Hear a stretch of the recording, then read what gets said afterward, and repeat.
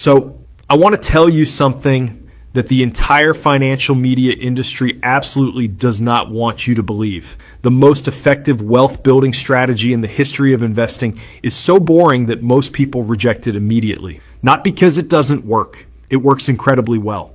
Better than almost everything else over long periods of time. They reject it because it's not exciting. Because there's no story to tell at a dinner party. Because it doesn't feel like you're doing anything clever. Because it requires almost zero ongoing effort, and our brains have this deeply wired belief that results should be proportional to effort. That if something isn't hard and complex and constantly demanding your attention, it can't possibly be the right answer. And that belief, that completely understandable, deeply human belief, is costing regular people an enormous amount of money every single year.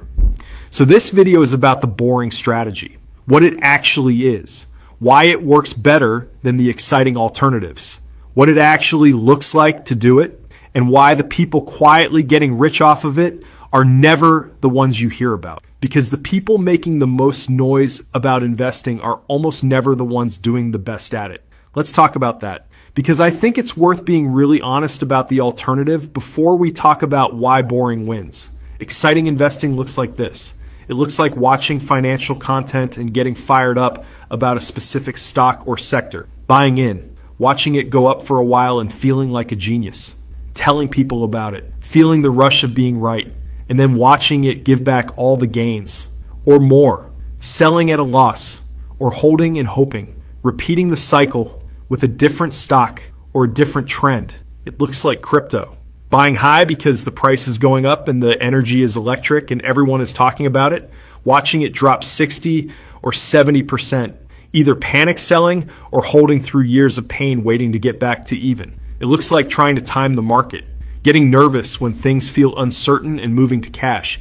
Missing the recovery. Getting back in after the recovery already happened. Buying high after selling low. The exact opposite of what the strategy was supposed to accomplish. It looks like paying someone, a fund manager, an advisor with a fancy office, some algorithm, a significant percentage of your portfolio every year to try to beat the market. And then over a 20-year period, realizing that after fees, the overwhelming majority of actively managed funds underperformed the simple, boring index fund that just tracks the overall market. That's exciting investing. And it's genuinely exciting in the moment. The problem is the outcomes. Okay, here it is. The whole thing, all of it. You open an investment account, a 401k through your employer, a Roth IRA, a regular brokerage account, whatever is available and appropriate for your situation. You buy a broad market index fund, something that owns a tiny piece of essentially every major company in the market. Not one company, not a hot sector, the whole market. You set up an automatic contribution so money moves from your paycheck or bank account into this fund on a regular schedule, every 2 weeks, every month, whatever works for your situation. And then you do not touch it. You do not check it obsessively. You do not sell it when the market drops. You do not move it around based on what's happening in the news. You do not try to be clever with it. You just keep buying on schedule for years, for decades. And you let compound interest and long-term market growth do the thing they do when given enough time. That's it. That's the entire strategy. And I understand if you're sitting there thinking that can't be right.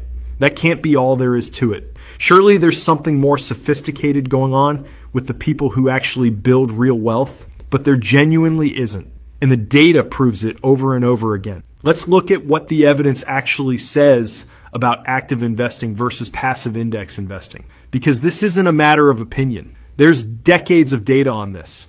Every year, an organization called S&P does a study called the SPIVA report.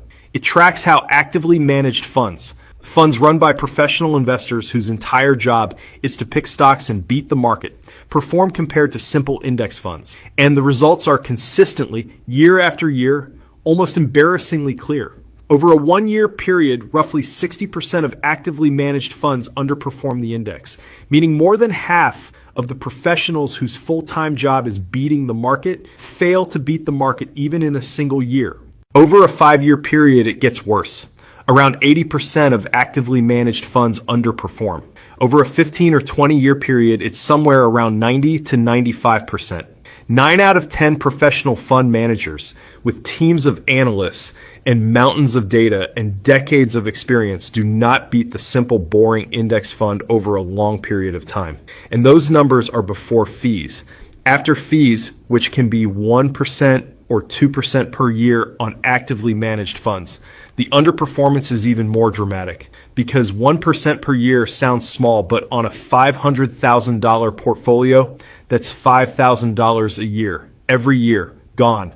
Regardless of performance, an index fund charges something like 0.03% per year, which on that same $500,000 portfolio is $150 annually instead of $5,000. The difference in fees alone over a 30-year investing career compounds into an absolutely staggering amount of money. We're talking potentially hundreds of thousands of dollars that stays in your pocket instead of going to fund managers who are statistically unlikely to beat the market. This is the question worth really understanding because it seems counterintuitive on the surface. Surely more effort, more analysis, more active management should produce better results. That's how it works in most areas of life. But investing is weird. And the reason the boring strategy wins comes down to a few things that are genuinely interesting once you understand them. The first one is costs. Every time you trade, every time you buy and sell, there are costs. Transaction costs, taxes on gains, spreads. They seem small individually, but active trading generates a lot of them, and they compound against you the same way investment returns compound for you. The second one is taxes. When you buy and hold an index fund for decades, you only owe capital gains taxes when you eventually sell. If you're actively trading, buying and selling regularly, you're generating taxable events constantly. Short-term capital gains are taxed at your regular income tax rate, which for most people is significantly higher than the long-term rate. The third one is behavior, and this is honestly the biggest one. Active investing requires you to make good decisions consistently over a long period of time. When to buy, when to sell, what to hold. And humans are spectacularly bad at making these decisions under pressure. We're emotional. We're overconfident after wins. We're risk averse after losses.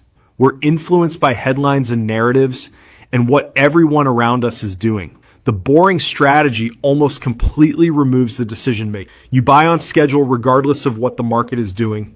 You hold regardless of what the news says. You don't have to be right about anything. You just have to keep showing up and removing the human decision making, which is almost always the weakest link in an investing strategy, turns out to be enormously valuable. Okay, let me paint a picture of what actually doing this looks like day to day, because I think there's a gap between understanding the strategy intellectually and understanding what it actually feels like to live it. It feels like almost nothing. Seriously, you set up the automatic investment, you confirm it happened once a month maybe, and then you just live your life. The market goes up. Great, your balance went up. The market goes down. Okay, your automatic investment just bought more shares at a lower price, which is actually good in the long run, even though it feels bad. There's a scary headline about the economy. You read it. You feel mildly concerned. You don't do anything to your investments. You go back to your day. Someone at work mentions they made a killing on some stock. You feel a brief pang of something. Envy, maybe. FOMO. You think about it for a day. You don't change your strategy. And this goes on for years, for decades. And at the end of it, at the point where the compounding has had time to really work, the numbers are genuinely extraordinary. Not because you did anything impressive, but because you did something consistently that most people couldn't maintain. The boring strategy doesn't require intelligence, it requires patience. And patience turns out to be an incredibly rare and valuable thing in investing. So if boring works better, why does almost everyone eventually try something exciting at some point? A few reasons. One, it doesn't feel like enough. Our brains have this deep need to feel like we're doing something, like we're being active and clever and in control. Sitting on an index fund and not touching it feels passive. It feels like giving up, like you're not taking your financial future seriously enough. But that feeling is a lie. The most serious thing you can do for your financial future is build a simple strategy and protect it from your own impulses. 2, comparison. Someone always seems to be doing better in the short run. Some stock doubled. Some crypto went up 10 times. Some guy on the internet is showing screenshots of insane returns. And compared to your boring index fund quietly doing 10 or 11% a year, those stories feel like you're missing out on something. What those stories don't show you is the losses, the other positions that went to zero, the full portfolio performance over 5 or 10 years rather than the cherry-picked wins. Survivorship bias is everywhere in investing content, and it makes active investing look far more successful than it actually is. 3, boredom. Genuinely. The boring strategy is boring. It requires no engagement. And for people who find investing interesting, which apparently includes anyone watching a video like this, just leaving it alone feels almost wasteful. But engagement is not the goal. Returns are the goal. And the data says clearly and consistently that less engagement produces better returns for most people. Let me give you 2 real archetypes that I think about a lot. Person A is constantly active with their investments. They research stocks. They watch the market daily. They move in and out of positions based on analysis and instinct. They're engaged.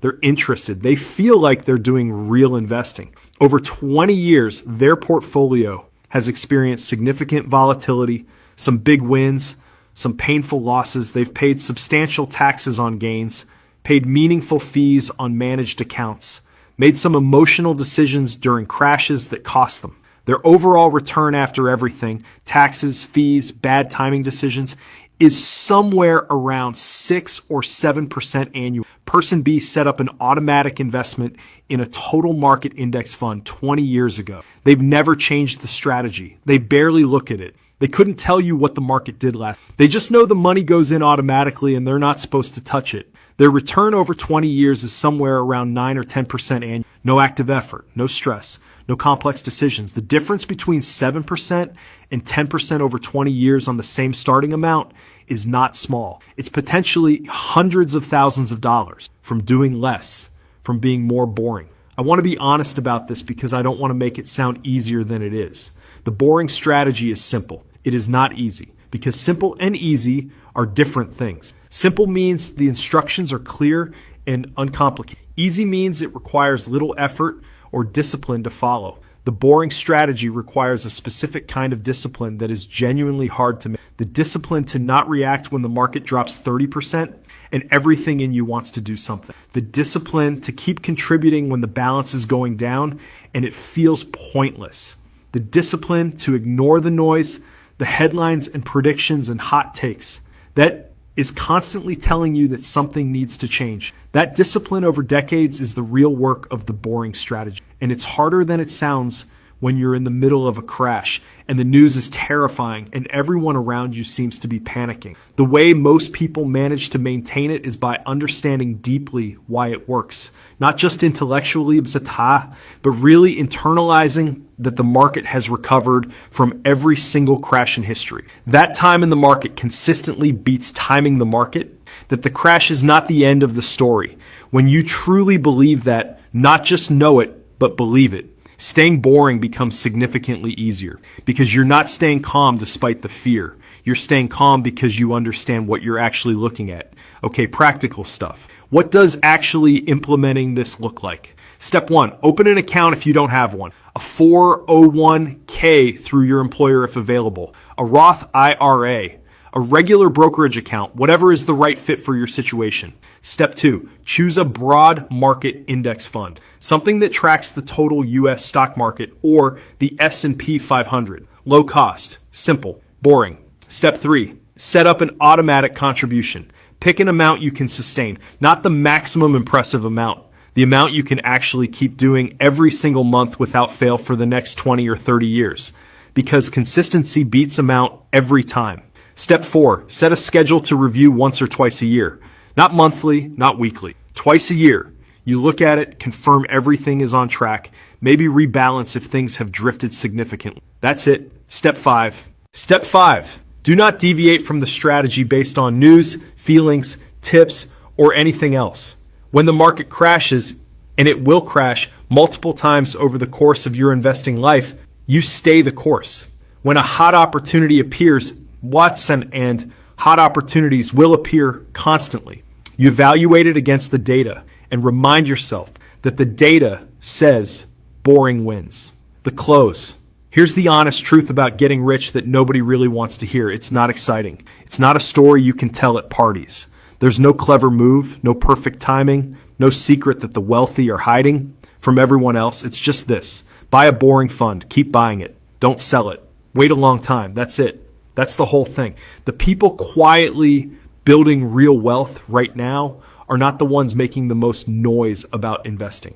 They're not the ones with the most sophisticated strategies or the most active portfolios or the best market predictions. They're the ones who picked a boring strategy years ago and never stopped doing it, who stayed boring when the market crashed, who stayed boring when something exciting came along, who stayed boring while everyone around them chased returns and paid the price for it.